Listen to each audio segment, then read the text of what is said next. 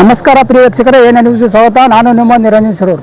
ಬೆಳಗಾವಿ ಜಿಲ್ಲೆ ಹುಕ್ಕೇರಿ ತಾಲೂಕಿನ ಸಿಂಧಿಹಟ್ಟಿ ಗ್ರಾಮದ ಶ್ರೀ ಲಕ್ಷ್ಮೀದೇವಿ ದೇವಸ್ಥಾನದ ಸಭಾಭವನದಲ್ಲಿ ದಿನಾಂಕ 20/2/2026ರಂದು ಉತ್ಸಾಹಿ ನೌಕರರ ವೇದಿಕೆ ಸಿಂಧಿಹಟ್ಟಿ ಇವರ ಸಂಯುಕ್ತ ಆಶ್ರಯದಲ್ಲಿ ಎಸ್ಎಸ್ಎಲ್ಸಿ ಮತ್ತು ಪಿಯುಸಿ ಪ್ರತಿಭಾ ಪುರಸ್ಕಾರ ಹಾಗೂ ನಿವೃತ್ತ ಸರ್ಕಾರಿ ನೌಕರರ ಸತ್ಕಾರ ಸಮಾರಂಭ ಕಾರ್ಯಕ್ರಮ ನೆರವೇರಿತು.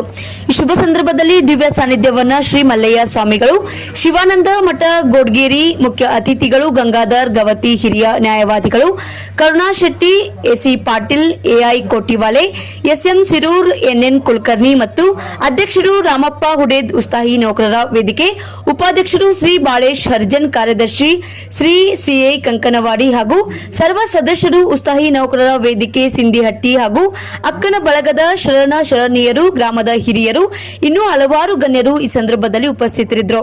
ವರದಿಗಾರರು ನಿರಂಜನ್ ಶಿರೂರ್, ಏನ ನ್ಯೂಸ್, ವಿಜಯಪುರ.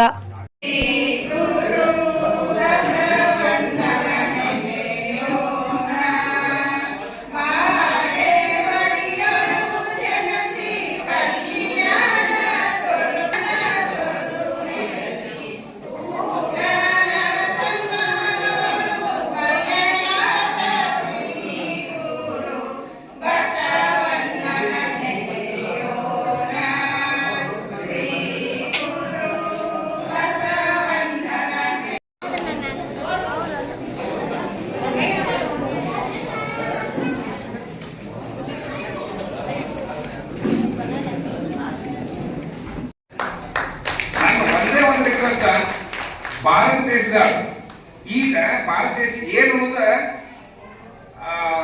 ಎಕನಾಮಿಕ್ ಲೆವೆಲ್ನಾಗ ಹಿರಿಯರಿಗೆ ಒಂದು ರೆಸ್ಪೆಕ್ಟ್ ಕೊಡ್ತಾ, ತಾಯಿ ತಂದೆಗಳಿಗೆ ಒಂದು ಮಾನ್ಯತೆ ಕೊಡ್ತಾ, ಅವರ ವಿಚಾರ ಕಾರಣ ಏನಪ್ಪಾ ಅಂತಂದ್ರೆ ಹಿಂಗ ಶಿಸ್ತುಬದ್ಧವಾಗಿ ಜನತೆಗೆ ಕೊಡ್ತಾ